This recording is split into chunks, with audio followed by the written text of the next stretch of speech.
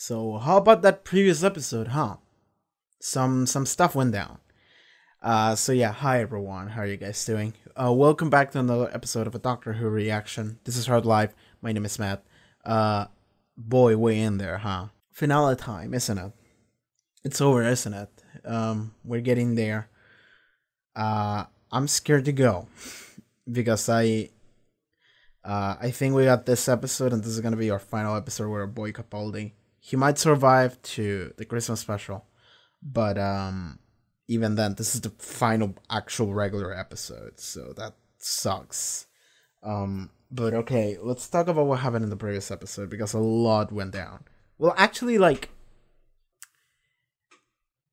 when I did the review of that episode, I was like, am I done with the review? Usually, I talk a lot more, but I think it's because like there was nothing for me to theorize. It was just me.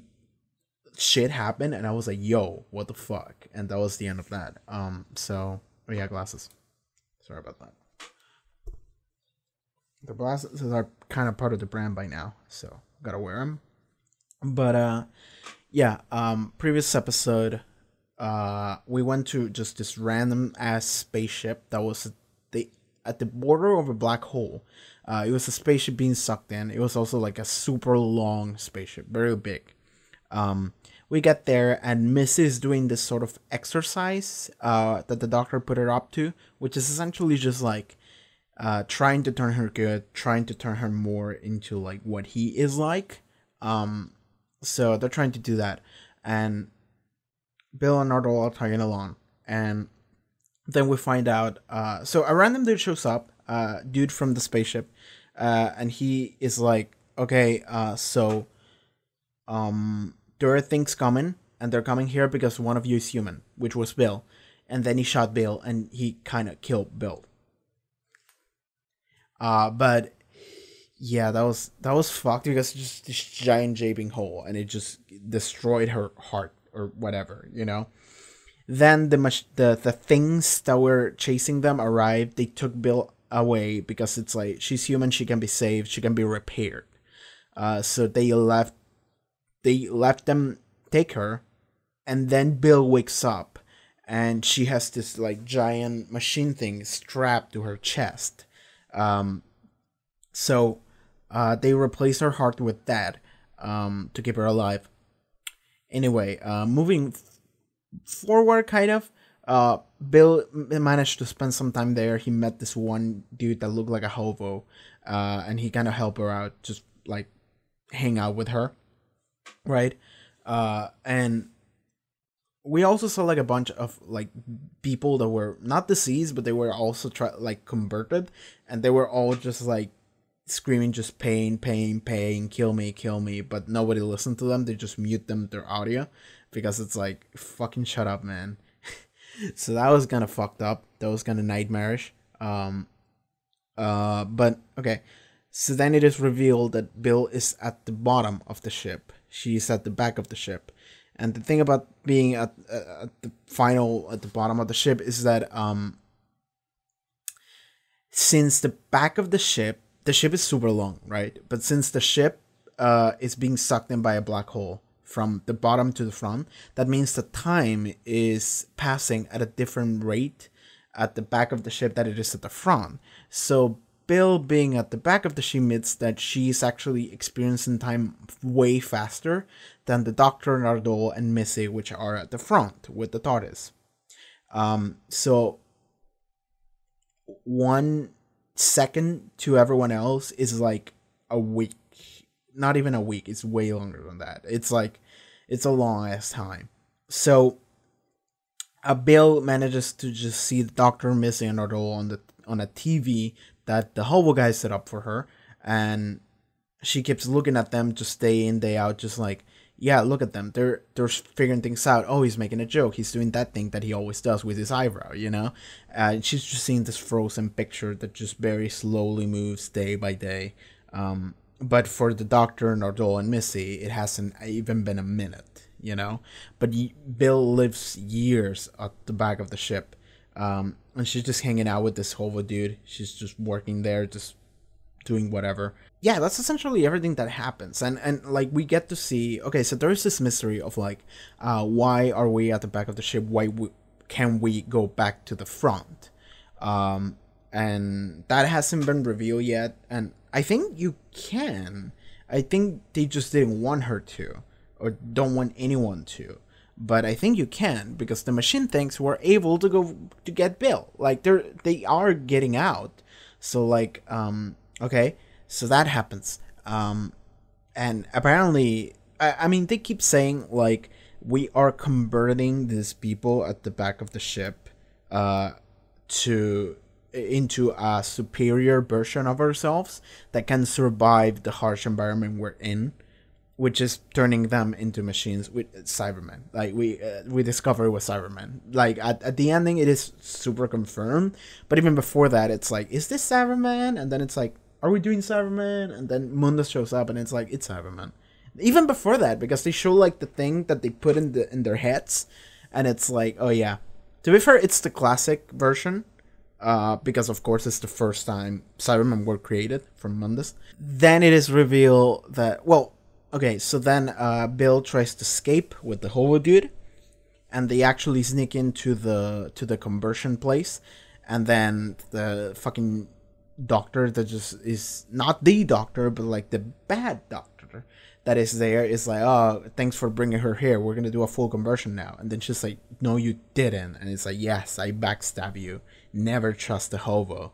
So the hobo fucking backstabbed Bill. He sold her, well, not even that, he just brought her to the conversion clinic to have her converted into a Cyberman. So that sucks. So that happened, and then Bill is a Cyberman. We get to see that at the ending. Because the doctor arrived too late. Who knows how much time has it been since that scene when she got converted and when the doctor arrived at the end. Because Dr. Nardole eventually did arrive to where Bill is, but it took a while. So we don't know how much time has passed in between those two. But then Missy was actually like working on the doors on like the console or something like that to help the Dr. Nardole, and it seemed like she was actually helping. It seemed like she was actually down with being useful, and which is making me think like they're giving Missy a lot of freedom, and she's not backstabbing everyone, at least not yet. So I was thinking like, okay, maybe I should trust her. Then the hobo shows up behind Missy, and he just starts talking to Missy, and he talks to Missy in a manner that it's like it's like a friendly manner, and not even being friendly to a different person, just like, I know you, kind of deal. Like we know each other, like acquaintances, friends, even more than that. And enough hints get dropped that I'm able to clue in the hobo is the master. The hobo is a master. He's a previous incarnation of the master that we probably have never seen, because it seems like he's saying, yeah, because he says, don't you remember being here? Therefore, he's a previous one, right? Instead of a future one. So I'm like, okay, a previous incarnation of the master. We just haven't seen this one. Like, it's fine. The master is allowed to have a life outside of our Doctor Who universe that we see on each episode, So we only know X amount of faces from the master, but this can just be a different one that we just haven't seen. The master has probably lived the same amount of lives that the Doctor has. So there's like half a dozen faces we haven't seen or something like that. So, the Hobo Master, okay, we are able to clue in that the Hobo Master is the master. And Miss is able to clue in after he drops enough hints. But then the Hobo Master, turns out that he had a mask all along. Like, because the thing about the Hobo that is actually kind of funny is that he is wearing, so the actor is wearing a mask. That it's like, oh yeah, that's practical. This character is not makeup, it's a mask, and it looks like a little goofy, but it's like, it's Doctor Who, like it's a TV show, and we have this shit consistently. So I'm just looking at it being like, yeah, whatever. Like, I didn't think anything of it. It was just a mask and some actor was wearing, and I'm just like, yeah, of course, whatever. This is just a hobo dude. But then no, the mask is actually real in a universe. Like, that was an actual real mask for the episode, and that's actually kind of funny, because that means that in universe, Bill saw that character and she went like, no, that's a real face. And I'm just like, Bill, are you serious, Bill? Like, if you think about that, then it's funny. So, okay, that face. He takes off, it's a mask. And underneath that mask is motherfucking John Sim. So, is that... I actually didn't Google this, but I'm pretty sure it's John Sim or John Sims. It's John Sim, okay. John Ronald Sim. So, John Sim shows up again. That's the actor, by the way, not a character. The character is the master. We've established this. But John Sim played the master in Utopia, Sound of Drums, and Last of the Time Lords, which was the Series 3 finale. Kind of a three-parter, if we count Utopia. Yeah, because Utopia actually came back. I just realized that Utopia is actually like a full thing, like a full story with... Yeah, Utopia was that, wasn't it? Utopia, Sound of Drums. The Series 3 finale was kind of like we got in this series, which was the Monks trilogy. We had the Master trilogy right here in Series 3. I didn't realize that. Because we had Utopia, where the entire conflict of that episode was like, okay, we got to get these people out. And at the end, it's just like, oh shit, that's the Master, and he takes the TARDIS. And then in the middle, we got Sound of Drums, where we're trying to get to Harold Saxon, which is the Master. He's taken over England, and we're trying to get to him and, I don't know, do something. And then everyone gets captured and the world gets fucked, and he summons all these like little drone things. Toclafine, that was the name. And then we get to see Last of the Time Lords, where it's like a time skip, like a year later. Martha has traveled the world, spreading the word of this magical man that will save them, the Doctor, sort of like a Jesus situation, and it actually worked because of like the neural, like telepathic field or whatever the fuck that bullshit was. And the Toclafane were actually the humans from Utopia, so it's like that's a full on 3 story arc story that like it's not one conflict. It kind of is, but not entirely. It's like we had 3 separate conflicts. Storylines on each episode. It's all connected, but it's like different things. So I didn't realize that until just now. So awesome. Series 3 finale, awesome. So John Sim was there. He was the Master. He was the first reincarnation of the Master we got to see in the modern series. Of course, we got... Okay, what were the actors that played the... Actually, I don't want to look this up because we might get another Master in Series 11, and I don't want to spoil myself on that. Maybe it even regenerates into a different version of the Master here. So I'm not even gonna look that shit up. No. He was the first one. Wow, that's a name. Roger Cesar Marius Bernard de Delgado Torres Castillo de Roberto. Wow, that's English until it stops being English and it's just Spanish. Also, that's a correct pronunciation of the second half. Portrayed the first on-screen incarnation of the Master. Yeah, okay, so he was the first Master. Yeah, okay. Yeah. That's the one that I was thinking about. The one that came afterwards then was... I'm thinking of a different guy. They look... I mean, they look kind of like the same, don't they, then? So, the way to do this is to Google Keeper of Traken. We Google Keeper of Traken. And then we... Anthony Ainley. That was him. I remember now. I remember that fucking name. I'm pretty sure I've talked about him before too. So, yeah, okay. So the first Master is Delgado. Then he passes on the torch to Anthony Ainley, which remains being the Master until 89. So until the end of the show. Yeah. Delgado and fucking Ainley look kind of similar, don't they? A little bit. I mean, I'm sure that they were like, well, he has to be the Master, so he has to look like the Master. But it's kind of like, it doesn't have to look like the Master, you know? Because the Doctor doesn't look like another Doctor. The Doctor always looks different. You know, every incarnation looks different. So why make these 2 Masters look similar? But they rock the same style, which I guess now in hindsight, it's like, yeah, John Sim is rocking the exact same fucking douchey style that Ainley and Delgado rocked. So, you know, we got those. That's happening. So that's fun. Okay. So, okay, we got Delgado, we got Ainley. Then I believe we got the one from the movie. Was the master in the TV 96 movie? Was he a different guy? I'm not sure. I actually don't know much about the movie. I only seen clips of it, and I think it's quite fun. And then in the modern series, we got John Sim in series 3 finale, and then he shows up again in End of Time. Last time we saw John Sim, he disappeared into the portal with Rassilon. Yes, Rassilon showed up. They were invading Earth because that was a way out of the Time War. They were bringing the planet itself to Earth.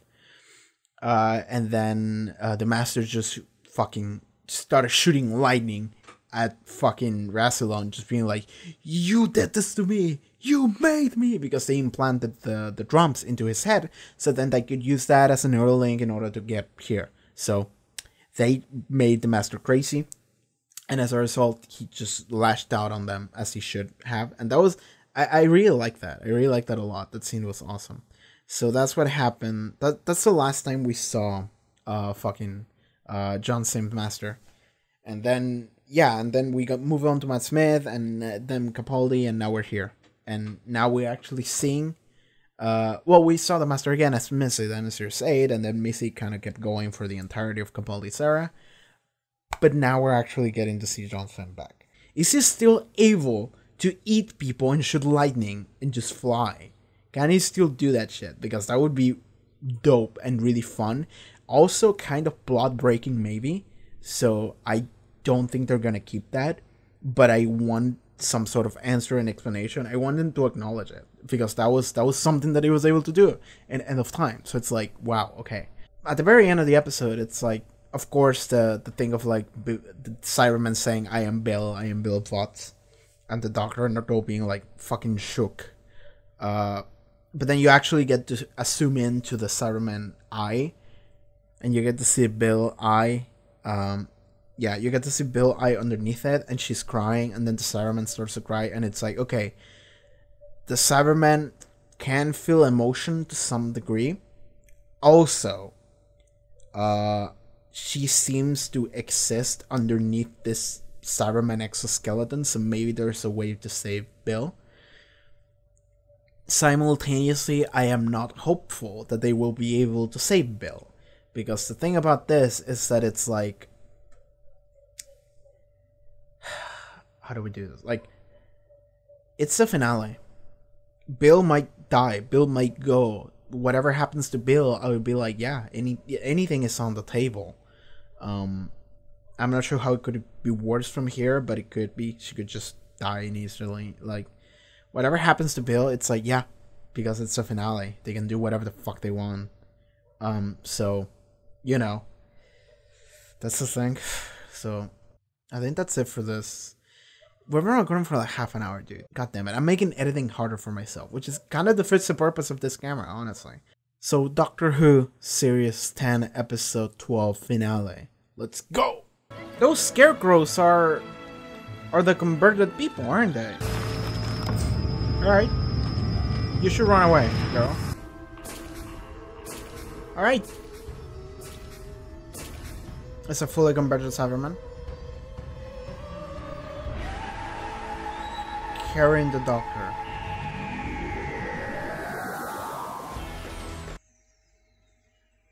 Okay.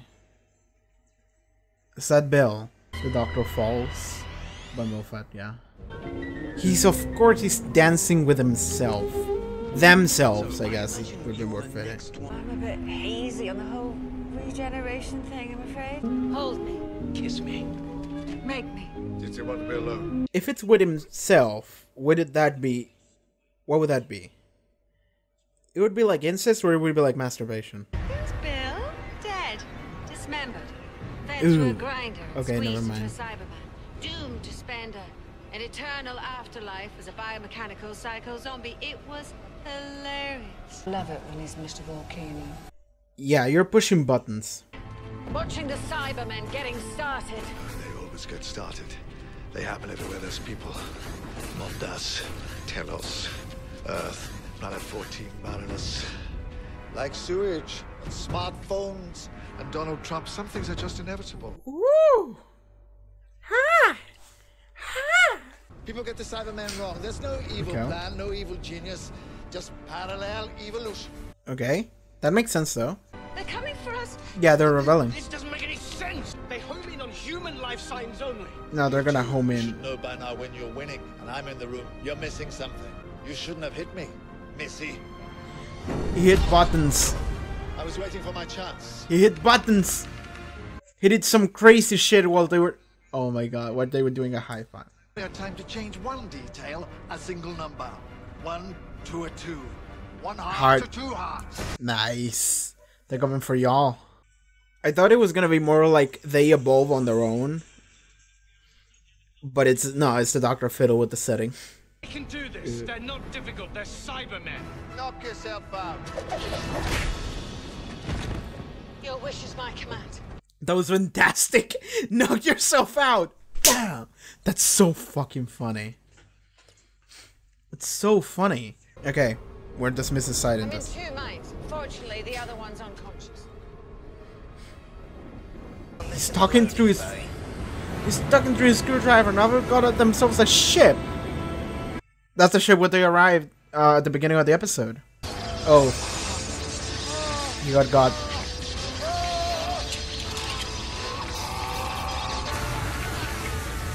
That's Bill. Bill saved him. Bill's bringing the doctor with her. Okay, Bill's conscious to some degree. Yeah, okay, everyone else is also here. Solar farm. Oh, so this is not a time skip. This is just... There's different levels. Yeah, I thought that was Bill, wasn't it? Sorry, you have to stay out here. You'd frighten the children. Are you still a Cyberman? Just we're not seeing it? I want to see the doctor. I need to speak to him. Yeah, she's gonna look into a mirror and she's gonna see that she's a Cyberman or something. This is just in Bill's mind. Or this is how Bill sees herself. Is it a mirror? Yeah, that's a reveal. And it's just a Cyberman face. That is not me. A talk is gonna have to happen here. And it's gonna be a difficult talk. Why do I see a Cyberman in the mirror? Because you've been upgraded. What do you remember? It's quite a lot, you know? Down there for 10 years. And then one day, they took you to the conversion theater. Do you remember that? No, Do you remember what they did to you? nothing. Look at me, I'm fine. I'm fine! Your mind has rebelled against the programming. It's built a wall around itself, a castle made of you, and you are standing on the battlement saying, no, no, not me. What are you talking about? You're Bill That time, Bots. living under the monks, you learn to hang on to yourself. You can't leave your... But I'm fine. Look at me. I mean, that's kind of the point, isn't it? You keep thinking that you are your... But the human brain is something else, by the way. The human brain is... Bill, I'm sorry, but you can't be angry anymore. A temper is a luxury you can no Why longer... can't I? Why can't I be angry? Bill, please. You left me alone for 10 years. Yes, don't tell me I can't be angry.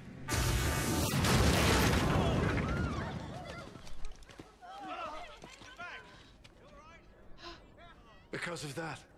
People are always going to be afraid of me, aren't they? Aren't they?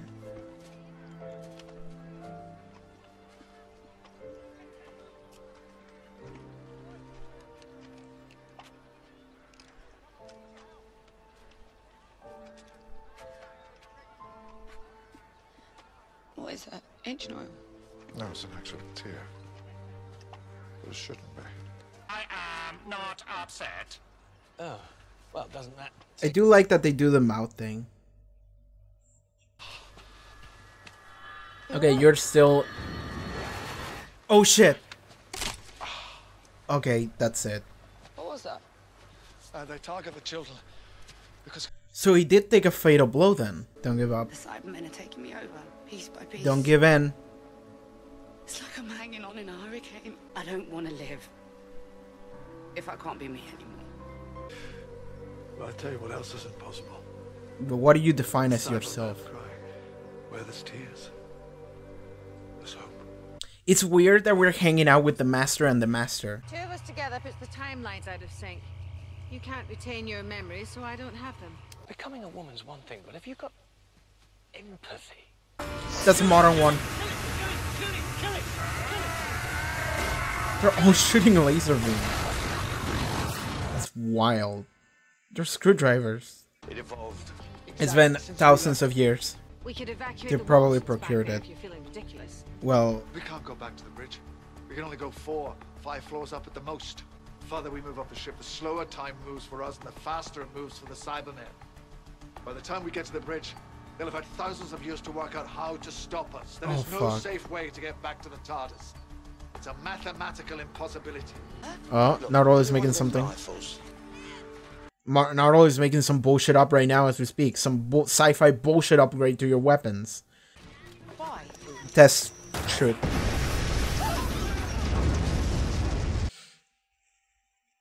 Nice upgrade. You think you're quite something, don't you? Try not to miss the obvious. I landed here. I had trouble taking off. The black hole. Too close to the event horizon. And That you makes screwed sense. up. You went too fast. I blew the dematerialization circuit. Which reminds me, a funny thing happened to me once. A very long time ago, a very scary lady threw me against She a wall remembers and this. made me promise to always, always carry a spare dematerialization circuit. Now she has I don't one. remember much about her now, but she must have made quite an impression. You know, you basically have me to thank for this. You're welcome. This is so By the way, dumb. is it wrong that I... Yes. That's the question I ask. Will you fuck yourself? Literally. What would it be like? Is Naruto gonna get laid with this woman? Yeah.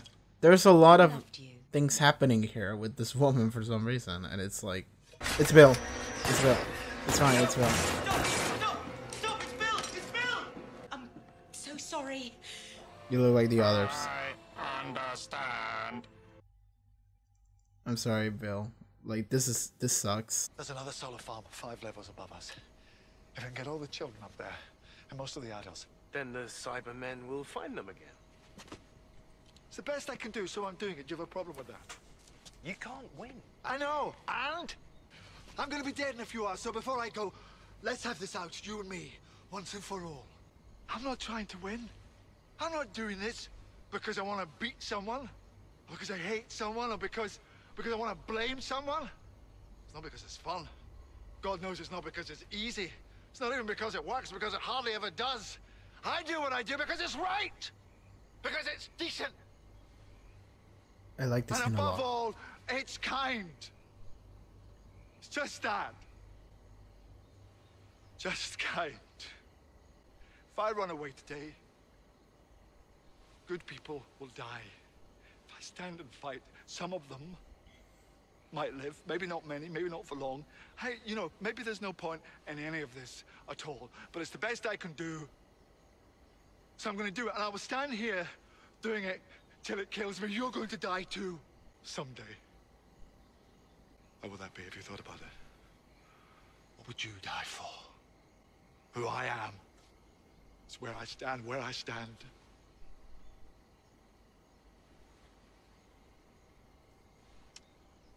It's where I fall.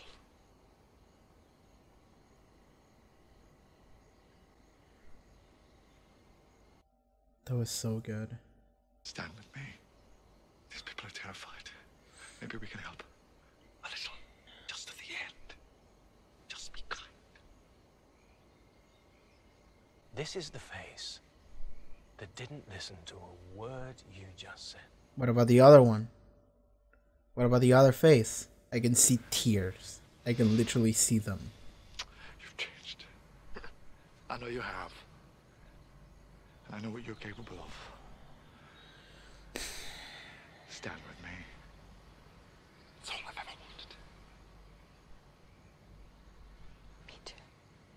But no. Thanks for trying.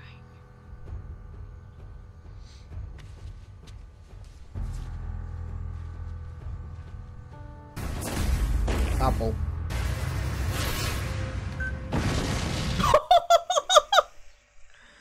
All right. You can remote spark a critical failure, and boom! Boom. Boom. Time to go. Everyone down to the cellar! Nando, I want you to lead the evacuation. Huh? No. There's another solar farm on floor 502. Should be enough livestock in the cryogenic chamber. You need me with you. As soon as this place is evacuated, you're going to blow the whole floor, killing as many Cybermen as you can. No. No, of course not. I won't do that until I've left. Liar! It can't be done remotely. You couldn't do it remotely. Neither could you. And more to the point, you're not sending me up there to babysit a load of smelly humans. Yeah, well, I'm afraid that's exactly what I'm doing. What? This is me we're talking about? There's more than 3 people in a room. I'll start a black market. Send me with them. I'll be selling their own spaceship back to them once a week. Please, I would rather stay down here and explode. My condolences. I'm going to name a town after you. A really rubbish one. Oh, I'm counting on it. And probably a pig. Young lady, you're coming with me. No arguments. May I remind you, I'm still empowered to kick your ass. You'd have to go back down there to that hospital and find it then.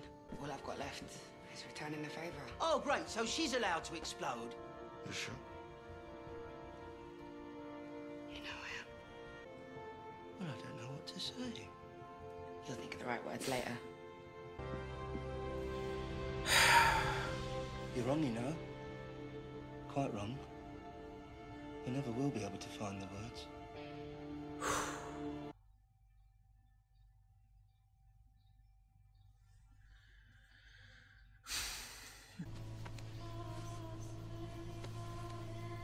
She's gonna kill him, isn't she?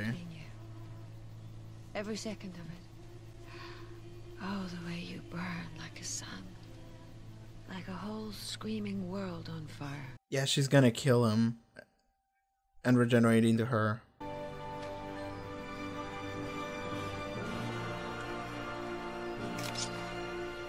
It's good to know I haven't lost my touch.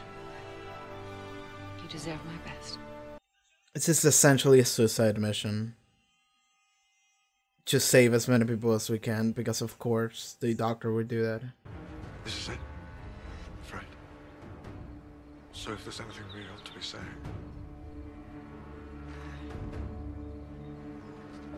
Can't think of anything.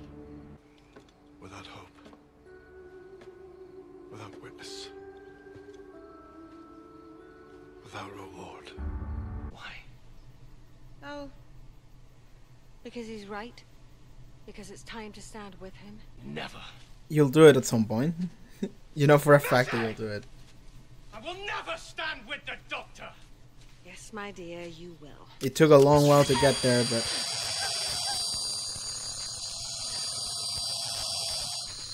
This is where we've always been going. Killing each other. This is our perfect ending. We shoot ourselves in the Shoot back. ourselves in the back.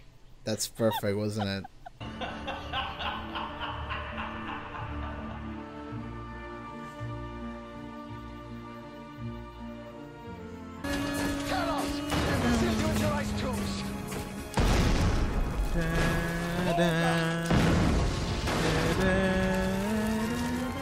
This is a new version of the Shepherd's Boy. I love it. He's saying every time that he fought the Cybermen. Every time that he encountered them. I love that. I was gonna say, why is no one attacking him? I'm the Doctor. I'm not a doctor. I am the Doctor. The original, you might say.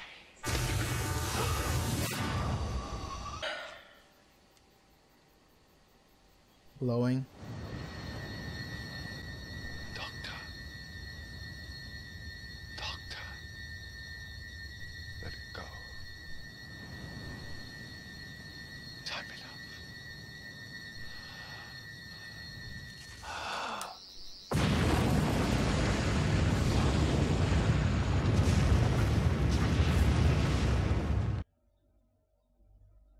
Okay then. He really did blow up the entire floor then. But like... Pity. No stars. It starts to look I at... hope there'd be stars.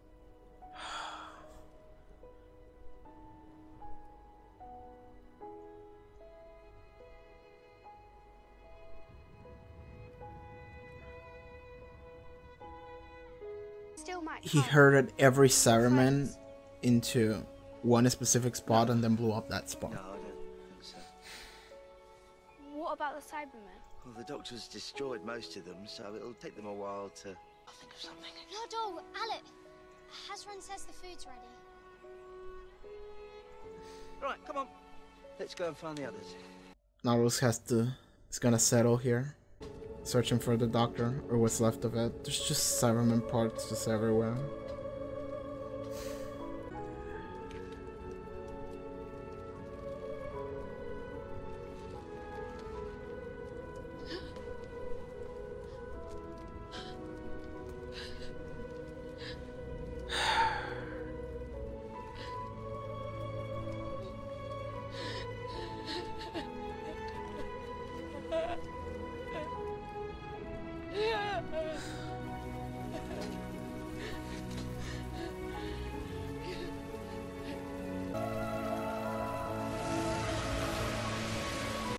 You again?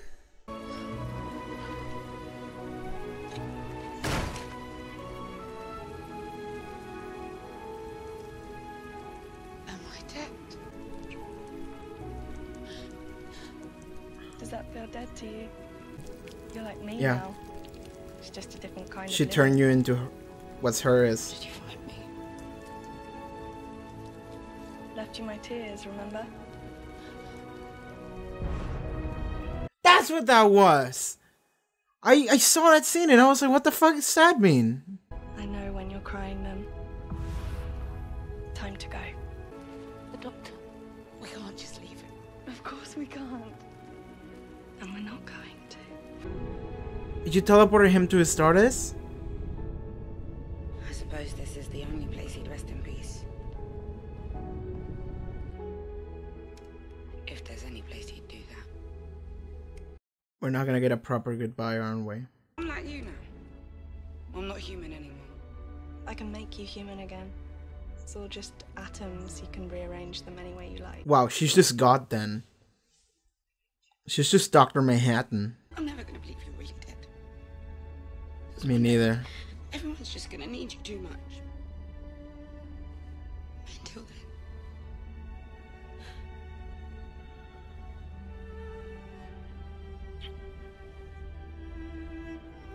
It's a big universe. I hope I see you again. I hope you come back, Bill.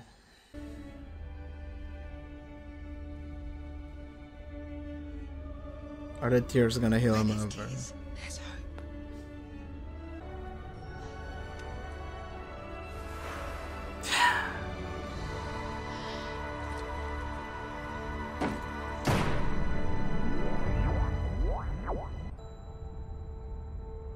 Ah!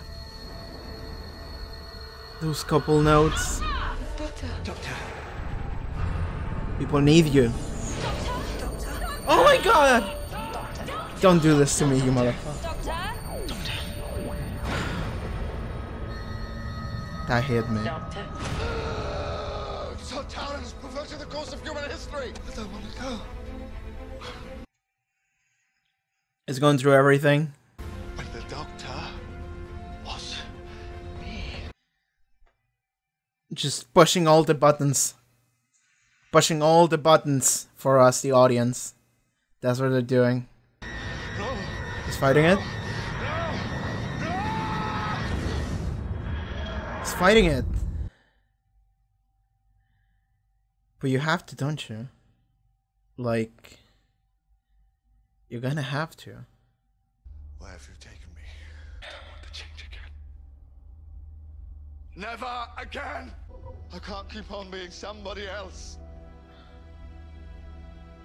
Whatever it is, I'm staying.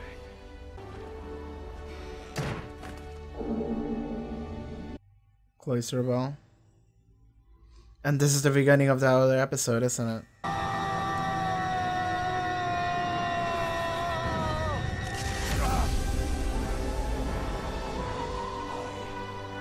Will not change. I will not change. I will not. No. The whole thing's ridiculous. Hello? Someone there? I'm pretty sure I know what this is. I'm the doctor. The doctor. No, I don't think so. No, dear me, no. You may be They really are pushing all the buttons. but I am the doctor. The original. The original, you might say. Never been sure.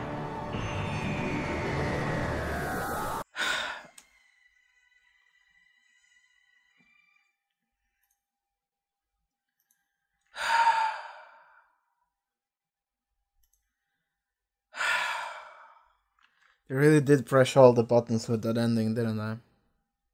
They really did. Okay.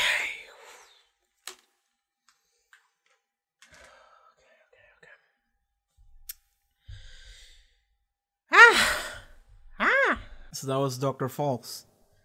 That's a Series 10 finale. How do I put this? Like, it's weird because it didn't feel epic as some of these finales do. I mean, to be fair, previous finale was also like it also unconventional. This finale a little bit also unconventional because it didn't feel epic, but what it did feel was emotional of sorts. It did feel somewhat emotional, because Bill was converted into a Cyberman, and we get to see Cyberman Bill, and Bill is struggling with everything. Bill is just struggling with just like, this is my new self. But simultaneously, she's holding on to this idea of self that she has had the entire season so hard. Like, this is me. This is who I am. And she's not letting that go away. So, yeah, I think the widescreen's better. So, she's not giving that up, and that thought is so strong for her that she is able to resist being a full converted Cyberman, and she's actually able to just be like, no, I'm Bill. I have a conscience. I have a sense of self, you know. So that's fantastic. That's fantastic for Bill. And like I like that she did get upset at one point, just like, I waited for you 10 years, like you told me I was gonna be okay, whatever, which is like, it's a natural response.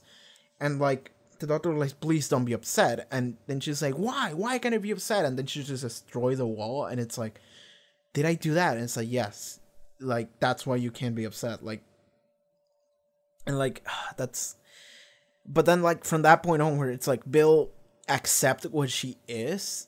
Like, she's not like vengeful, resentful, or anything, but she's still like, fuck, this sucks, you know, because of course it does. Of course that's the case. Then the thing about the Master is that Master showed up previous episode, and it seemed like it was gonna be like, we're fighting the Master. But that wasn't the case. The Master was just kind of hanging out in the background. Master and Missy were just kind of hanging out in the background. Like, they weren't antagonists into each other. I mean, at the very beginning they were, but then it's like, oh, the Doctor changed the parameters so that the Time Lords and Time Ladies are also considered to be human. Therefore, they also need to be converted. So, Doctor is just like, yeah, I fucked you up. So then they all had to like kind of team up and leave to a colony, not a colony, but it's like a different floor in the ship, which is just like farmland. So they have to go and do that. But like, Bill comes back to her senses, kind of saves the Doctor. Then they got the whole thing. Like, that beginning of the episode might as well not have mattered, honestly. Although they had that really fun scene where the Doctor is like, knock yourself out, and then Missy knocks herself out. It's like, it's so funny. That was so funny. That got me. But like the most of the episode happened in like the farmland, and we had a bunch of like random humans that were just living their lives as farmers, and they were gonna get invaded by Cybermen. Over time, they've been dealing with that shit. So Dr. Nardole, Missy, Master, and Bill arrive, and they just stay there for a couple weeks. And they've been helping them out, defending them, and being like, okay, they're gonna come, there's more that are gonna come. They're eventually just gonna get you, so we need to be prepared, you know? So they formed this kind of like defense around this entire area, which was fun. But it's like, a couple things happened there, because it's like then most of the episode was just like we're staying in like the farmland and we're just interacting with the humans here. Not always having this scenes with this old lady that takes care of the children, and it's like it seems like they're gonna get together, and I think that was kind of implied at the end, you know, maybe. But then a lot of conversations between the Doctor and Bill, or the Doctor and Missy and the Master and the Master and the Master, you know. And Nardole and Doc, you know, just like a lot of people talking about shit happening, and you know how fucked the situation is and what they're gonna do with it. You know, a lot of this episode was that. So most of the episode was that, I think. Until eventually it's like, well, Cybermen are gonna get here eventually. They're just gonna arrive here. And it's going to be both the old version and the newer version. You know, they've had a lot of time to build up and upgrade and just make themselves better. So of course they're gonna do that. But like, so they figure out a way for the children and like some of the adults and just the most amount of people they can get out, which I think was everyone maybe, get out of there into a different floor going up. So that then they may be able to survive. And I really like the scene where so the Missy and Master, it seems that Missy, she's like, okay, we gotta talk about Missy, by the way. But like, it seems that Missy, she was torn between, and I like that the Master was here. I like that John Sim Master was here, because it's like, this is what you used to be. This was peak you. This was peak Master. And this is the person that is trying to get you to cross to the side of good and just being good. Essentially, being kind, being good. And you're stuck in the middle. You're stuck in the middle between choosing literally yourself, choosing who you are, what you always have been, and trying to change, you know? And this is being represented by the two people that represent that the most, which are the Doctor trying to get her to change, and literally herself, you know. This is you before you went under any of the bullshit that you went through, Missy. This is you, big you. And it's like, you can choose him and just be your regular self, or you can try to choose the change, the person that is lending you a hand to try and get you to change. And I like that a lot because of that, and also because of what the Doctor said. Because it was like, this is what I really like. And it's the fact that the Doctor does all this, and like, the situation is fucked. The situation is like incredibly fucked. There's like no way out of it. And there wasn't. There was no way out of this. And it's like the only thing we can do is someone has to go with all of these humans. They need to go to this different level, and they need to survive, and they have to figure some way out of surviving also over time. But it's like, that's gonna give you some time, and someone else has to stay in this floor and blow up the entire floor, as well as all the Cybermen. Because like, their entire force is here, so fuck it, blow them all up, and then they'll have to regroup, recreate new machines and whatever, and that's gonna take time, you know, all that stuff. So it's like, that will slow them down. So someone has to stay and blow up, and someone has to go and survive, essentially, and take care of everyone else and defend them if they need defending.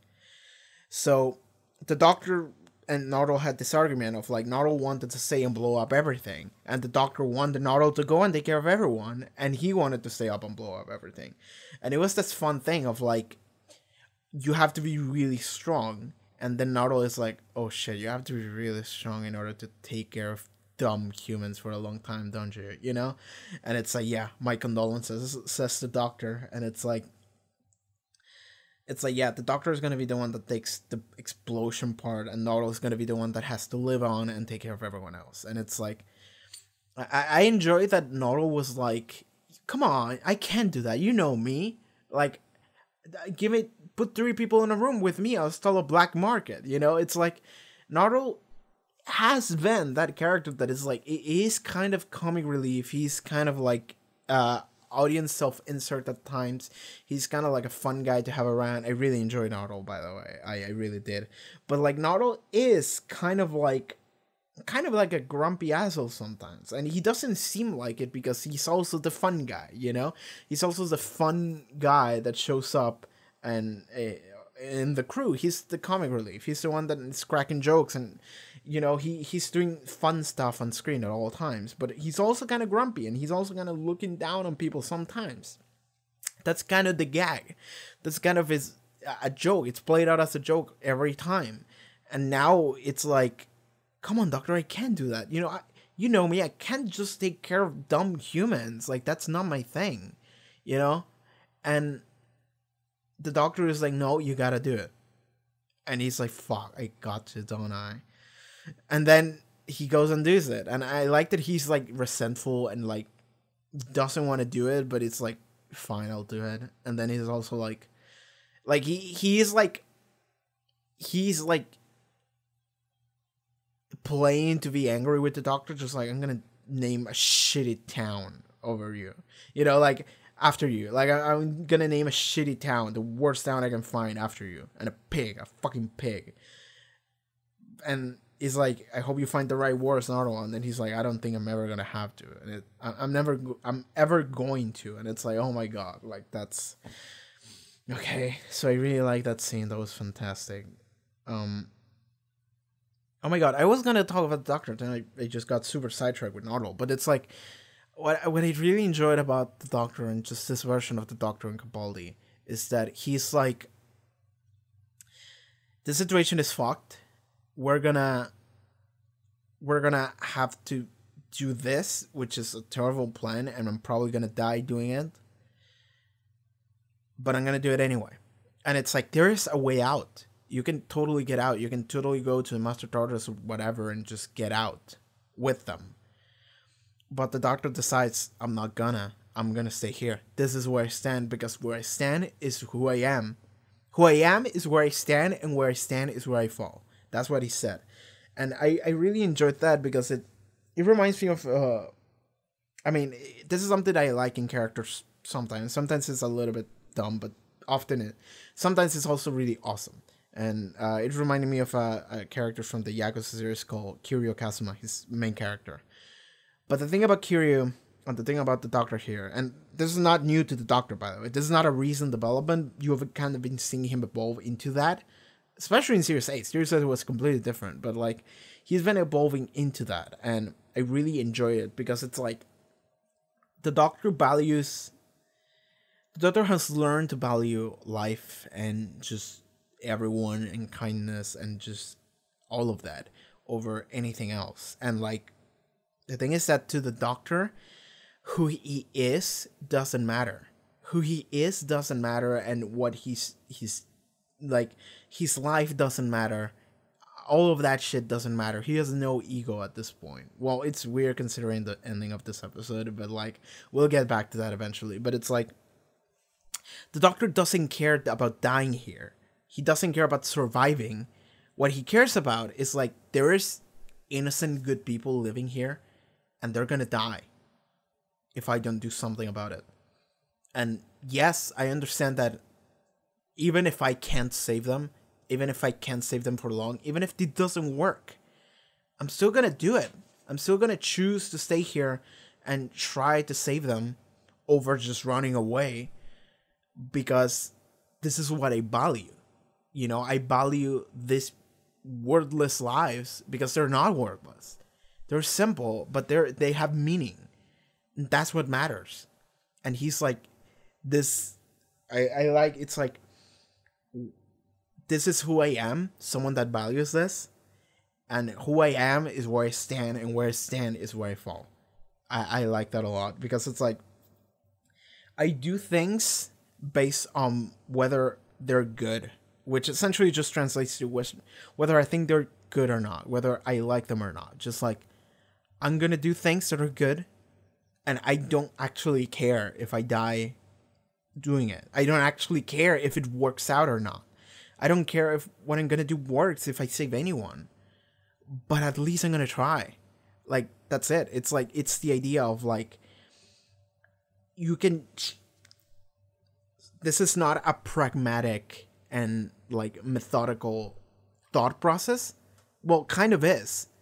Because the 12th Doctor has always been about that. But like, the 12th Doctor has also learned to care about the simple things and people, you know?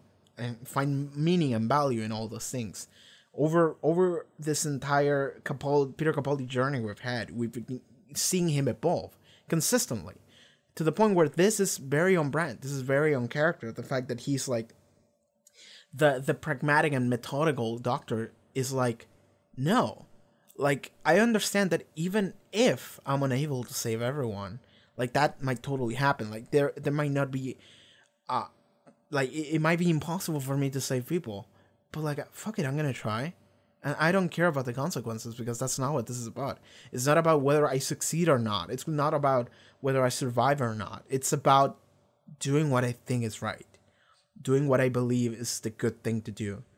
And what's kind. Always kind. And it's like, that was perfect. I thought that little scene where he just talked about that was perfect. And it's like, Capaldi's gonna go. Capaldi's gonna go, next episode for sure. So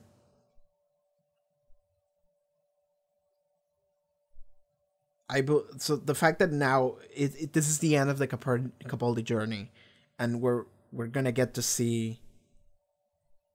I mean, we got to see what his character was at the beginning of Series 8, and even at the end of Series 8, just the entirety of Series 8, changing little by little in Series 9, trying his best. And by Series 10, he's a lot more mellowed out, and he's a lot kinder, and just like, he's burning with less like fire, but with more passion, if that makes any sense. It's like, he values so much more, he finds meaning in things so much more, and he will do anything to protect them, which is something that I'm not sure I could have said about him in Series 8, you know? Like, in Series 8, there were moments where there were crucial moments. The one that comes back to mind the most is like Kill the Moon, where I can understand people just like ditching Kill the Moon and being like, fuck that episode, but it's like, no, that episode makes a lot of sense, because the idea that they were setting up for the Doctor doing Series 8, which they were setting up for Series 9 and Series 10, because it's a progression, it's like, it's perfect, because like, the Doctor was kind of a prick, and a pragmatic prick. Like, he wasn't necessarily trying to be mean, he just didn't understand. He had a hard time understanding just this complex emotions. And then here, it's like, he still kind of has a hard time understanding, but it doesn't matter. He's gonna act on what he believes is good and right and kind. Because, like, there is a value that he's managed to, like, no, I gotta focus on, and I'm gonna have to hold that very close to me. Very close to me, the idea of kindness. So, as long as I'm kind, I can do this. Like, I realize that kindness is what's actually the most important thing, and I'll hold that the closest I can possibly have to my hearts, and that's what I'm gonna be. That's what the kind of person I'm going to be, you know? I'm pretty sure that the 12th Doctor has, at some point, has thought something along those lines, and I love that, by the way. I love that so much about him. So this progression for the 12th Doctor has been fantastic. Has been unbelievably awesome, and I feel very confident in saying that he is my favorite Doctor. And I've said this before already. Like, at this point, I've said it multiple times. But it's like, holy fuck, dude. Like, oh my god. We're getting there. We're getting to the end. I don't like that. I don't like it one bit. Okay. So, moving on. Moving on. What else happened in the episode? I'm actually gonna load the episode and be like, okay, what went down? What went down here? Okay, let's talk about the Missy thing, because why not? The Missy thing is fun. So,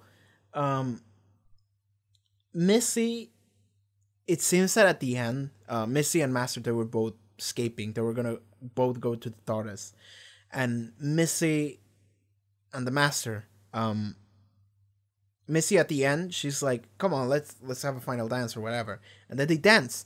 And then Missy just fucking stabs him in the back. He just stabs John Sim Master in the back and causes him to eventually die and regenerate into Missy.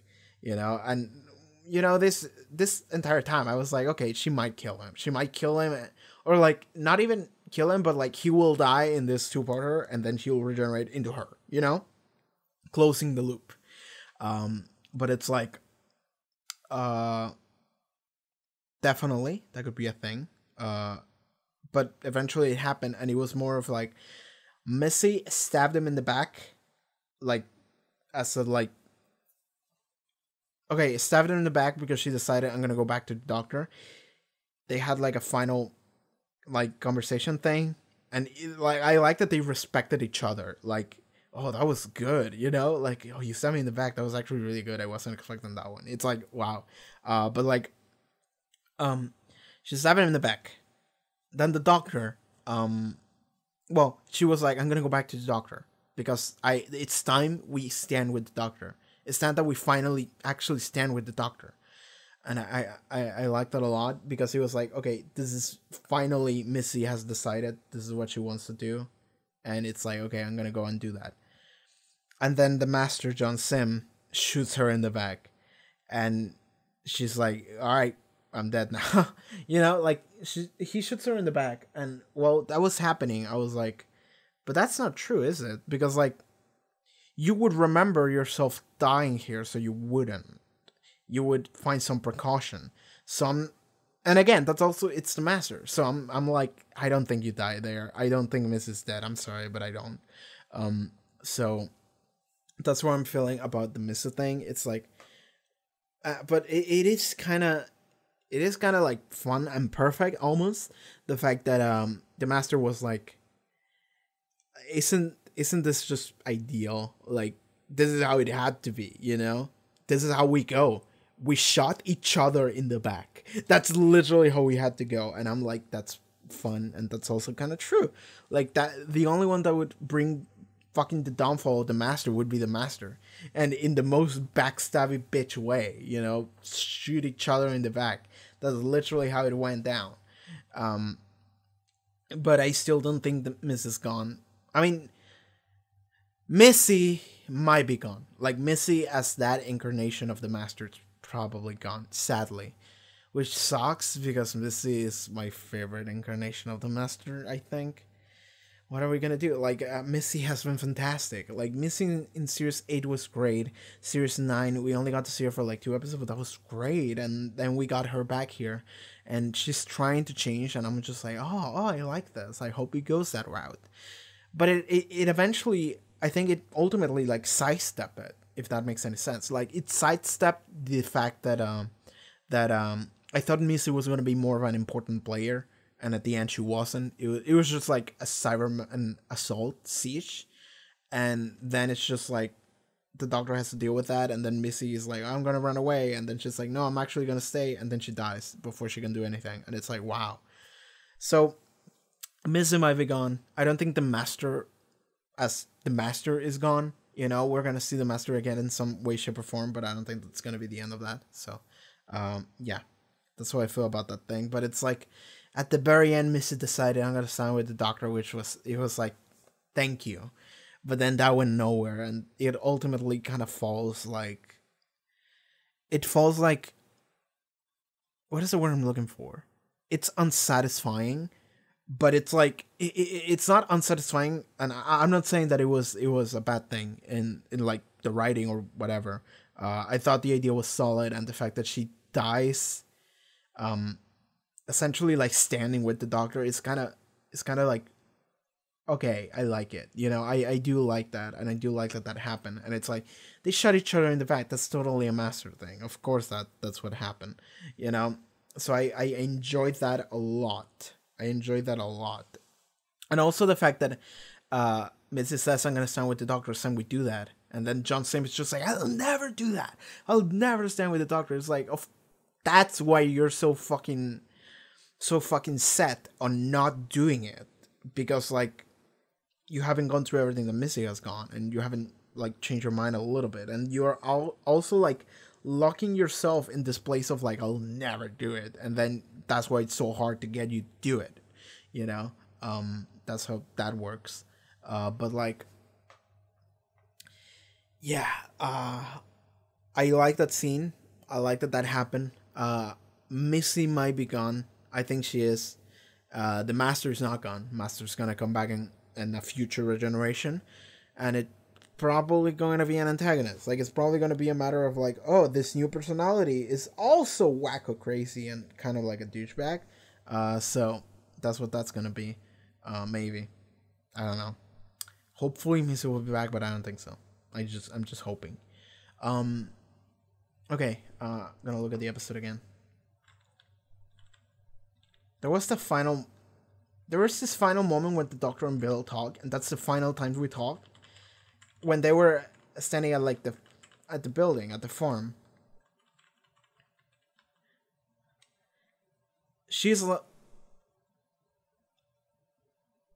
Yeah, they were like saying what they need to say at the very end.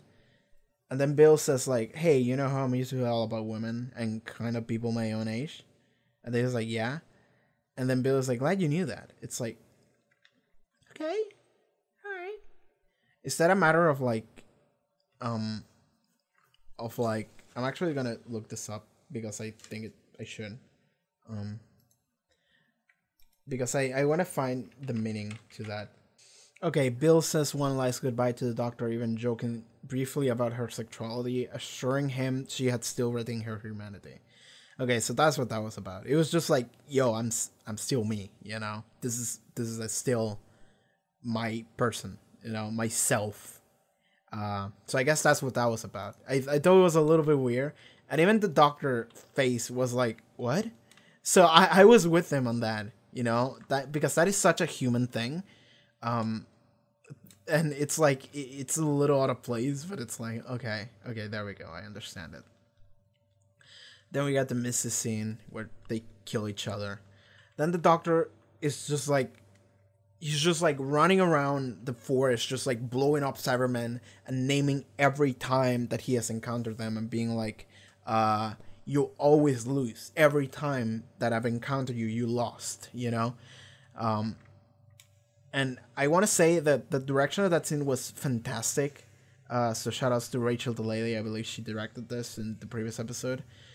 And while that was happening, he was also... So the soundtrack for that part, shout outs to Murray Gold. I believe he's still doing this. But the soundtrack for that part was like a different version of Shepherd's Boy. And here's the thing about Shepherd's Boy. That song is on my Spotify playlist. I listen to that song consistently. That song is fantastic, you know, because it hits me so hard. At this point, it hits me so hard, Shepherd's Boy. For those of you who don't know, the Shepherd's Boy is the song that plays when the Doctor is punching the wall in Heaven Sent. You know, Oda, he's punching the wall. And that song is fantastic. It goes on for the entire length of it. It's like 4 or 5 minutes, something like that. Yeah, it just kept going and keeps going. It's awesome. And they brought it back for this scene when the Doctor is just running and blowing up Cybermen, because it is fitting to some degree. It's like, it is kind of an action scene, but we know that this scene is not going to go well because it is a suicide scene, essentially. Just like, because it is a suicide mission. It's like, I'm blowing up all of you, and I'm fighting, and I'm gonna protect all these people, but like, what's gonna happen next? It's not gonna be good. We know that. So it's like, I like that song played here. I like that song played here a lot. It's not the same version, it's a new version, but I enjoyed it because I know the beats, I know how it goes, I know the notes. So it hit me in that regard too, and it was fantastic. Then they shoot him, and he starts to regenerate, and he just falls dead. I mean, he starts to regenerate, and before he does, he just decides, fuck it, and blows everything up, which was the original plan. And I like that then we just see fire, and we see his eyes. We literally just see his eyes, just almost dead, you know, because there is specific looks that you can do with your eye, and he's doing this look of like, there's nothing more, there's no light. Even his eyes don't seem like there's any light on them, and they're reflecting the fire, and he's just looking up, and he says, oh, there's no stars, pity, there's no stars, I hope there would be stars. And it's like, oh my god, that sucks. It's like that would be a good way to go, man, just looking up at the stars, especially him. And of course he would want that, of course, but there's nothing because he's inside of a spaceship. He doesn't see that. The sky is artificial, you know. Then we get to see, then we saw Nardole in the different floor of the colony thing, and he's with the children, and they're like, hey, let's go eat food, like, let's go eat. They said the food was ready, and then they're like, you know, I think she fancies you, and it's like, yeah, fucking humans, you know. But like, Nardole is this grumpy guy, and he's actually gonna learn to actually take care of other people, not just the doctor, not just hanging around the doctor because he's smart, but like finding value on like dumb humans and taking care of them. And like, I like that. I like that character progression thing for Nardole, because it's kind of like what Capaldi went through this entire thing, during this entire like saga of 3 seasons, isn't it? Then we see Bill just walking through this, what remains of this fucking battlefield, and she finds the doctor just lying there, apparently dead, and she just starts crying. And then out of a fucking puddle shows up whoever the fuck this was. What was her name? It's not Ashley, it's Heather. I mean, sorry, it's like generic white girl name, Heather. Heather shows up. I was like, Ashley, what was it? But it's Heather. Heather shows up. I wasn't even close with that one, by the way. It's weird. Heather shows up at a puddle, and Bill is like, I mean, we get a flashback of like, yeah, you remember? It's like, yeah, I remember. I mean, it was the first episode, and she was never addressed again, so it's like, I understand why they did that, but it's like, she shows up, and then Bill, like, there's like a white light, and she's outside of the Cyberman suit, and then the Cyberman suit just falls. Yeah. And I was like, is this an illusion or what? And it's like, no. Bill got turned into a puddle thing too. You know, it's like Heather converted Bill into whatever Heather is also, which is this like sentient spaceship water from space puddle that can time travel and space travel, and is essentially omnipotent. Like we're seeing in this episode, is actually like super powerful and can essentially do anything. It's like, what the fuck is this? It's like Dr. Manhattan. Like, she can, like, she said she converted all the atoms and molecules into something different, and it's like, what the fuck, you know? Like, how powerful are you, Heather? But it's like, it's fine because she's a lesbian, and lesbians are cool. So she turns Bill back into, I was gonna say human, but not really. She turns Bill into another like puddle thing. That is what Heather is. It's weird because Bill is not like soaking in water, which is what she should be if she was sad, but like whatever, let that one slide. So Bill is like, am I dead? And it's like, no, you're this now, and now we can hang out together and do whatever. And then Bill is like, they're talking about leaving, and then Bill is like, but I'm not. We can't just leave the doctor here. And then Heather is like, we're not gonna leave him here. So they teleport him to the TARDIS because they're omnipotent. They can do whatever the fuck they want. So they just take him to the TARDIS, which is awesome. And then Bill and Heather just go among the stars and just see the world, I guess, which is essentially what they always wanted. That's what Heather wanted. Heather wanted to just see the stars, just leave, essentially. That's why she became the pilot. And Bill is like, she wanted to be with Heather, essentially. That's what she wanted. That was her love interest, and it finally comes back around, and they can just hang out together. So, okay, let's retrace a little bit. So, the reason why Heather showed up to save Bill last second is because Heather is like, I put my tears in you, don't you remember? And then they had a flashback, and I'm like, I without the flashback, I remember, because I remember that scene being like weird, because I was like, so Bill is crying, and then the doctor walks away, not being rude or whatever, but like just being pragmatic. And then Arlo is like, that's the doctor for you. He never notices the tears. And then Bill is like, I don't think those are mine. And I'm just sitting here like, what the fuck is that supposed to mean? You know, like, I guess Heather cried, and they somehow made their way to Bill's face, and also it's symbolic in some way, I think. Like, I was like, I'm not sure what fuck happened there, and it's like, no, it was a setup. It was a setup for this ending. And it's like, okay, sure, we're doing this, I guess, but like, sure. So Heather implanted tears on Bill. So when Bill cried, it was Heather's tears. And then Heather was like, I know when you're crying, so I know when to come and get you. So then she showed up. She showed up to get Bill, save her. They saved the doctor just like last second.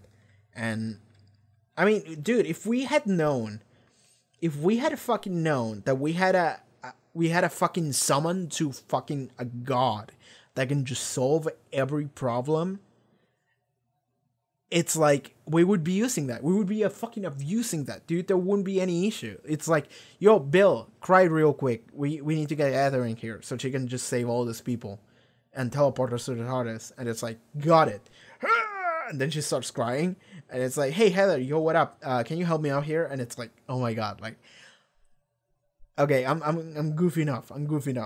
That would be fun, though. That would be fun if Heather was Bill's stand, and her stand is to just fucking Superman, you know?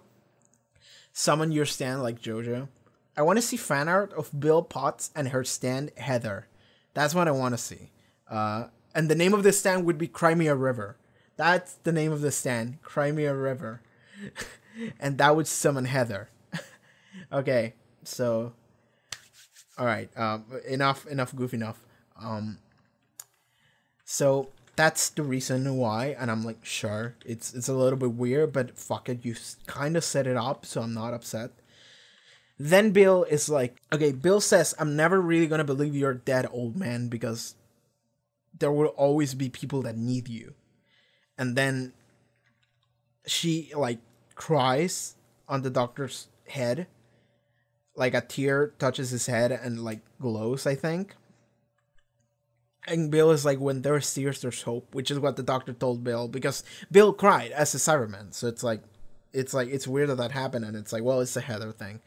And then we got to see this flashback of, like, the tear shines, and then in the doctor's mind, Bill yells doctor, Bill yells doctor, Noddle yells doctor. The TARDIS spins.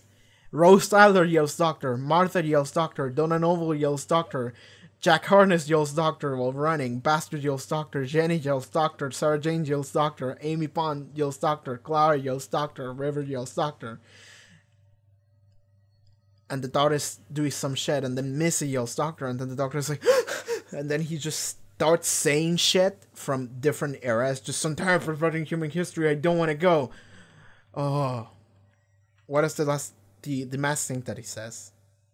He says a mask thing when he regenerates. I don't remember what it was. It's starting, I'm regenerating. It was before that. Was me. When the doctor was me. Yeah, that's the thing. And then he starts to regenerate and he's like, no, no, no, no, no, no, no. And then he stops the regeneration, like, forcefully. And it's a weird thing. Because, like...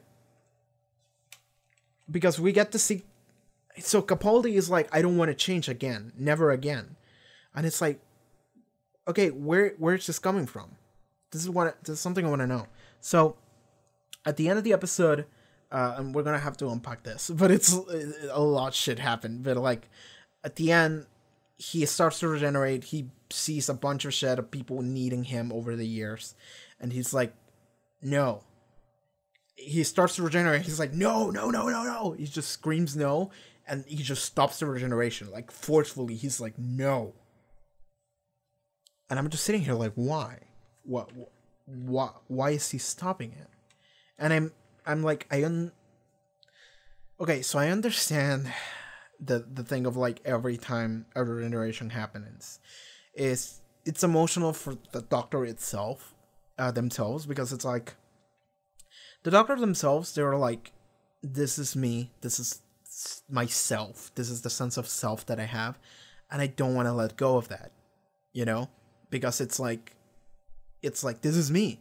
I don't want to become someone else, because of course, who would just want to just throw everything away without fighting, and just, I mean, throwing the thing that matters the most to, like, a primal level, which is yourself, you know? And it's not even a matter of you die, it's a matter of, like, you cease to be everything that you are, and then you continue living. It's weird. It's a weird thing, and it's kind of fucked up, if you think about it that way. If you think about it that way, it's kind of like a Cyberman thing, where, well, it's kind of the opposite, isn't it? Because it's like, Bill, like, was still herself, but, like, ideally... Normally, in a Cyberman conversion, you cease to be yourself. And, like, that's the fucked up thing. You don't want to cease being yourself. And Bill even told the doctor that in this episode at one point. She's like, Doctor, I don't want to leave if I'm not myself. You know? Which I get. So the doctor is like, I don't want to change. I don't want to become someone else. Then the TARDIS takes the doctor to somewhere at some point, and the doctor is like, okay, fuck it, I'm going out, and wherever it is I'm staying, but, like, I don't care what you're trying to show me, I'm gonna stay myself, I'm gonna be myself, I don't care, let's go, let's do it. And he walks outside, and that's when we see the beginning of the previous episode, World Enough in Time, where he's glowing, starting to regenerate, essentially. And I thought he had longer hair, and I'm not sure if he does. It might just be the wind. Because there wasn't, like, a long time skip. There was, like, a 2 weeks time skip. Like, it wasn't that big. Well, I don't know for how long he was out in the TARDIS, but, like, let's assume that was just quick. But then the doctor is, like, screaming no as he's regenerating, which was what we saw in World Enough in Time. And then he stops it. It's like, no, I will not change. So it wasn't yelling no because of, like, oh shit, it's happening. It wasn't yelling no as in, no, I'm not regenerating. So he ceases to regenerate. And then we hear, I will not change, I will not. No, the whole thing's ridiculous. And the voice itself, I was like, oh, I think I know who that is. Because I know what this place is, dude. I already thought about it in the previous episode. And I'm just like, yeah, no. There he is. It was...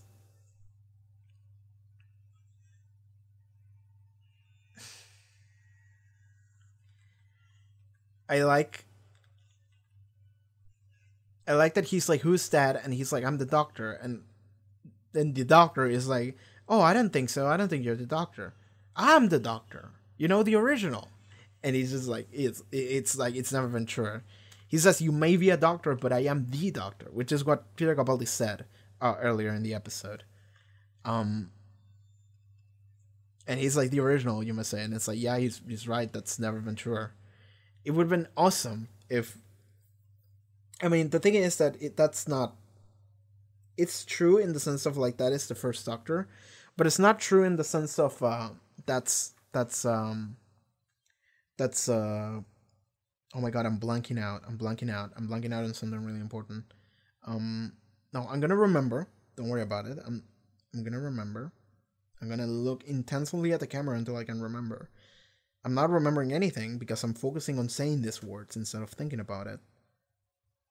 William Hartnell. It's not William Hartnell. It's not the original OG First Doctor because of course he's been dead for like 40 years. It's been a long time. William Hartnell's no longer around us, sadly. But that is David Bradley, which is the next best option you could have gotten. Because the thing about David Bradley is that David Bradley played the first Doctor in Adventure in Space and Time. So it's like we already casted this guy as the first Doctor, and we cast him as William Hartnell playing the first Doctor. So fuck it. Like this is the idea, this is the vision that people have of the first Doctor, at least in the recent time. And it's like we can't get William Hartnell because he's dead. So the only logical person to get to play the first Doctor would be William Hartnell. What the fuck am I saying? The only logical person we could get to play the first Doctor would be David Bradley. So they got him in. They got him aboard. So David Bradley here, there he is. He's playing the first Doctor. And in a way I feel this is fitting because like I've only watched the Peter Capaldi era on this channel. But before starting with the breath, I actually watch Adventure Space and Time. You can actually go and check out my Adventure Space and Time reactions. Those are there, and I enjoyed them. I enjoyed that docudrama thing. It was super long, and I didn't really know how to edit reactions back then very well.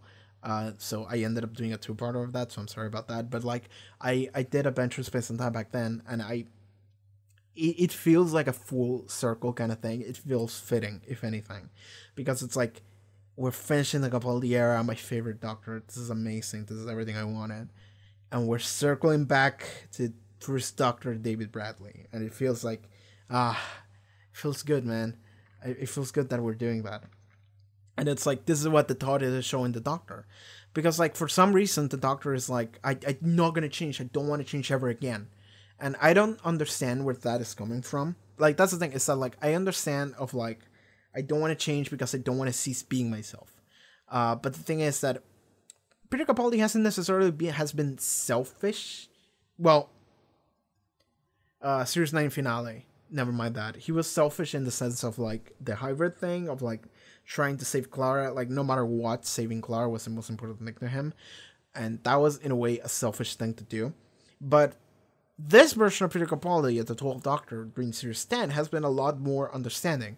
And just like less selfish. More selfless. So I wouldn't have guessed that he would be one being like, no, I'm not gonna leave, I'm gonna stay myself, I never want to change again. It's like, it feels out of nowhere, but I'm pretty sure that that's gonna tie in to next episode, the Christmas special. I believe it's a Christmas special. I hope it's a Christmas special. Actually gonna look that up real quick because I just want to make sure. I just want to know when it came out. I'm not looking at anything but when it came out, 25th of December. So it is a Christmas special. I closed the page even. Fuck it. 25th of December. So it is a Christmas special. Anyway, okay, so the reason why the Doctor takes him here is because he's like, I'm not going to change. And the Doctor says like, oh, you're not. And she takes him here so he can learn a lesson. And it's like, this is the 10th planet. Hey. This is, well, it's not the 10th planet, it's Earth. It's Earth in the 80s, in Antarctica, I believe. I think this is the moment where the Doctor, the first Doctor in 10th planet, because there is a moment where he feels ill, and then he walks away from his companions, Ben and Polly, I believe. And then by the time they get to the TARDIS where he is, they can't open the door. Well, he's like in the TARDIS console, and he's like looking around, and there's like weird camera shots, and then when they trying to get into the TARDIS, and when they finally get in, he's on the floor and he regenerates into the second Doctor. What's his name? Patrick Troughton. There we go. I know these things. I can actually name all Doctors in like very quick and within like 50 seconds. I just imposed myself a challenge. I'm gonna do it. William Hartnell, Patrick Troughton, John Pertwee, Tom Baker, Peter Davison, Colin Baker, Sylvester McCoy, Paul McGann, John Hurt, Christopher Eccleston, David Tennant, Matt Smith, Peter Capaldi, Jodie Whittaker. Bam! Bam! I think the main topic of discussion of next episode, not discussion, but like the main theme that we're going to touch is going to be regeneration. It's going to be the idea of changing and letting go in a way. Because that's what this feels like a setup for. It feels like, because like, we know it's coming. I know it's coming. Maybe the general public when this came out don't know that it's coming, or maybe they know. But like, it's like there's a sense of self-awareness here, or not self-awareness. There's a sense of awareness of like, this is where this is going. Okay, so it's not gonna be a surprise of, oh, I'm regenerating. No, like the beginning of the previous episode was like, I'm glowing, I'm screaming no, and I'm regenerating. You know, this episode again, and so I'm just like, okay. And I already know Jodie's coming next season, and I already know this is the end of the season, so it's like, it's happening. So I'm just sitting here like, how are they gonna do it? And it seems like they decided to embrace the idea of like, I'm regenerating. They're not trying to just be like, oh, like, because the thing about David Tennant, I mean, with David Tennant, even they played it out a little bit. Okay, so Eccleston happened just like that. Just like fucking, he was like, oh, I'm gonna save Rose Tyler, and then he regenerated, and he was like, bam. David Tennant, he played it up a little bit. There was a sense of awareness of sorts, but it was mostly within the two-parter, right? Well, I guess this is within the two-parter, isn't it? But it's a three-parter. But with Matt Smith, it was like, I mean, you knew that Capaldi was coming because of the fact that during the 15-year anniversary, you saw the 12th Doctor's eyes and eyebrows, which were fucking amazing. So you saw those, and you were like, okay, the next Doctor is coming at some point soon. So you were kind of expecting it from that point of view. But when you were watching Time of the Doctor, I mean, it did feel like a send-off to Smith, but simultaneously you were kind of not knowing if there was a way out of it. And then at the end, it was like, oh, new regenerations, and it's like, oh boy, and glowing, and then he just started like arguing and shit, shooting laser beams at Daleks, and it was fucking wild. And then we got the final scene. Here, it feels like we know it's going to happen. We're expecting it to happen. We're gonna play around with that a little bit, to the point where the final episode Capaldi is in is probably going to be dealing with the acceptance of regeneration and letting go, and just embracing change, or something like that. So I'm excited for next episode because I want to know what is going through Capaldi's head. What is going on through the 12th Doctor's head, being like, I don't want to change. Like, where does that come from? I want to know why. Like, I want to know specifically what is going on. What are his thoughts? I think that is very interesting. It's a very interesting thing to touch.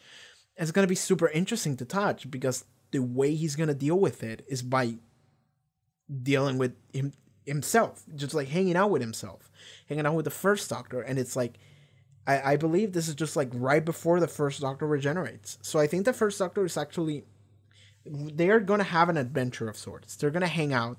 They're going to do something maybe. Like there's going to be some sort of bullshit that happens with the 12th Doctor and the first Doctor, and both of them are going to come to terms with it. Because okay, I'm reminding him. The first thing that first Doctor says in this episode is, I will not change, I will not.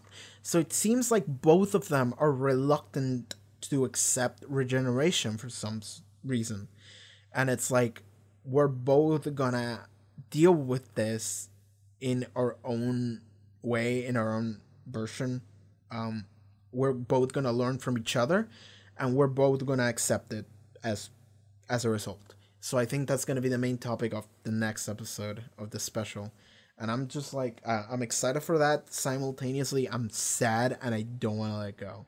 I really don't. But we're going to have to soon. That sucks, man. Okay. Also, just remember that apparently when... because I was thinking about the Doctor and I was like, oh, they're going to think about it. Like, one of the 12th Doctor should know what happened here. And that's the same thing that I was saying about Missy, but in this episode, at some point, Missy said, like, oh, because we're both here, time streams out of sync, and we can't remember what happened, because that would influence in what would actually happen. And I'm just sitting here like, that sounds like the shittiest explanation for this shit, but fuck it, I'll believe it. Like, fuck it. They used that in the 50-year anniversary, too. They just didn't explain it. So I guess they give some sort of explanation here. And I'm just like, oh, fuck it. I'll take it. So I guess that's the reason why Mystic couldn't predict that the Master would shoot her in the back. So that's that. Yeah, that was the Dr. Falls. Let's talk about Bill. Because I'm pretty sure that was the end of her Bill. Maybe we'll see her a little bit in the next episode. Because she did say, like, maybe I'll see you again. Maybe they'll bring Bill back even with a future Doctor for like a special or something. That would be nice. They could definitely do that. But like, thing here is that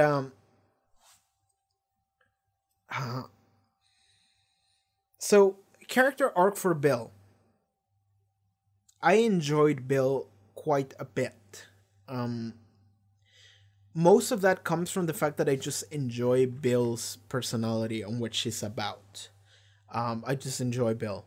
Because, like, that's the difference between Bill and Clara, is that Clara, I think, was done amazingly, and they gave Clara a really good arc, a really good episodes, and a really good development, and a really good ending, a really good send-off. They went ham on Clara. That said, Clara's personality wasn't something that I was particularly a fan of. I enjoyed Clara. Initially, I was, like, a little bit iffy. She grew on me, and I'm like, okay, Clara's fine. But you still have allowed to have preferences on what kind of character you would enjoy more, what kind of personalities you would enjoy more. And Bill takes that over Clara. I enjoyed Bill a lot because I just enjoy the kind of person that Bill is. Bill is a lot more carefree. She's a lot more casual. And she has a very strong sense of self. Not in like an ego way, which is what Clara had. Clara had a sense of self in like an egomania kind of way, which was a joke at points. But Bill was more about like, I feel this, I feel about this, and that's what makes this real, a lot real. That's kind of the whole thing about his mom, is that like, Bill's mom isn't even, Bill never even met his mom. Her mom, what am I saying? Sorry, genders are stupid. But like, Bill never even met her mom. And she still had this such a strong, like, perception of who her mom was, that she was able to overthrow an alien dystopian government invasion that took over Earth just by thinking about her mom. That's it. And it's not even the real version of her mom. It's the idea that Bill has made in her head about her mom. It's like, oh my god, Bill. And that's who Bill is. That's who Bill is. Bill Potts is just like, it's kind of a dreamer. It's kind of a daydreamer, yeah. And she feels things, and that's what makes who Bill is, essentially. And the fact that her arc at the end here, doing this end arc, she becomes a Cyberman, but she's able to hold on to her idea of self because she's able to hold on to their emotions. It's like Bill doesn't like that, but that's actually what saved her. Bill is able to continue being herself because all of the things that make up Bill are so strong in Bill's brain. Like, Bill's heart is so strong. A fucking thing just flew by in the camera, never mind that. But like, the way Bill feels, not even about herself, just like the way Bill feels is so strong that is able to pull through the Cyberman fucking lock or proxy or whatever you want to call it, right? Bill is able to survive even as a Cyberman because Bill feels too strongly for Cybermen to take over, and that saves her. And I think that's very thematic. I think that's amazing. And then at the end, she gets a really good ending, actually. Like, I was expecting Bill to just die and just be sad. It's already sad. It's fucked up, but it's like she got a really good ending, and it's kind of what she wanted since episode 1, isn't it? Because in episode 1, so we got to see Heather, and Bill dicked Heather, and they were like, there was a thing, and they wanted to date each other, hang out, or whatever. And then Heather died and became a puddle thing, and it was like a whole weird thing. But at the end of that episode, Heather wanted to take Bill with her and just travel around. And Bill decided not to because, well, the doctor told him not to. It's like, no, Bill, that she's not human anymore. She's going to make you not human. And you're going to leave, and she's going to take you away and whatever. And Bill decides, okay, I'm going to listen, and I'm not going to do that. Heather, you got to go. You can leave me alone. And they have like a final goodbye, and she gets to see all of space or whatever for like a second, but then Heather leaves. Now Heather comes back because Heather apparently has a sense of herself strong enough and remembers all the stuff, and it's like, yeah, I wanted to date Bill too. We had a thing going on. So she comes back for Bill with the tear that she left for her. And she manages to reform Bill as a normal human, but not really a normal human because she turns her into a puddle thing as well. And Bill becomes this like omnipotent being that can just do anything and travel anywhere and just do anything. And she is the same as Heather now, and now we have like two goddesses that decide, yeah, let's live together. So they just decided to travel around the universe with their omnipotent powers, just seeing the universe together. And it's like Bill, even within the season, we've seen her trying to like go into dates and stuff, and it's like finally Bill got the person that even the person that she wanted to be with initially in episode 1. She's back. And she saved me, and she saved the doctor, and we're gonna hang out together, and we're gonna see the universe, and it's like everything I ever wanted. Because it's like that's what she's been doing with the doctor, except that now it's like you can do it with your partner, you know? So she found herself a partner. She's awesome, and we're just gonna do what we've been doing this entire season, but together with the person I love. So awesome. So Bill got a perfect exit as well, in a way. Like, the arc of this finale, it was about self, and it was about feelings, and how that saved Bill in a way, and what the struggle was, Bill surviving. She described it as a hurricane. She's hanging out alone on a hurricane or something like that, because it's like the Cyberman is trying to suppress all of that, but Bill is hanging on, and then she gets a awesome ending as a reward. And it's like, good job, Bill. Like, I'm glad things worked out for you, Bill. I'm very glad. So we got a final proper end to Bill. We got a proper end to Nardole as well. And it seems we might get a proper end to the Doctor. But yeah, I think that's how I feel about Bill. I really enjoy what they did with her. It would be awesome if we had one more season of both Peter Capaldi and Bill. I would have loved that, because like, I think one season is not good enough for companions sometimes, unless every episode is a banger. But the thing is about Series 10 is that episodes 1, 2, 3, and 4 were a little bit iffy. They were not great.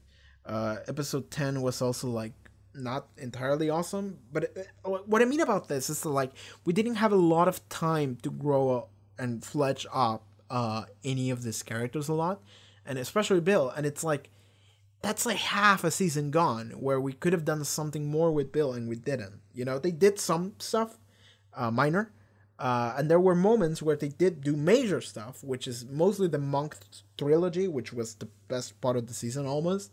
But like, if we go another season with Bill, it would have been awesome, because it would have been like, okay, Bill gets enough time on screen so she becomes established as something more specific. While right now it just feels like, yeah, that was nice, you know? It was still good, but it would have been awesome if, because like Clara got 2.5 seasons, you know? Rose got 2 seasons and then she showed up again. Martha got 1 season, but then she showed up again. Donna had 1 season, but then she showed up again. You know, Amy and Rory got 2.5 too. You know, like, I want to see more of Bill. That's what I'm saying. I think Bill was awesome, and I think what happened to her is fitting. But I just want to see more of Bill. That's it. And we might. Bill might show up again, because they can just do that if they wanted to. So, yeah, I don't think they're gonna, but it might. So we'll see what happens. So I think I said everything I wanted to say. I think that's it. We've been talking for like an hour about this review, so yeah, I think we're good. So I'm gonna do one of those things where I just talk about Serious Stand of Doctor Who like later, not right now. Yeah, I'm just gonna do that. So I think with that, we're done with this episode, this review, this season. So yeah, I'll see you guys on Christmas. Alright everyone, thank you so much for watching this reaction to a Doctor Who episode. That was an awesome thing we just witnessed. If you would like to see the next thing, it should be already up on Patreon as well as full length. Check out the links in the description, gaming channel, all that fun stuff, and see you next time, okay? Take care.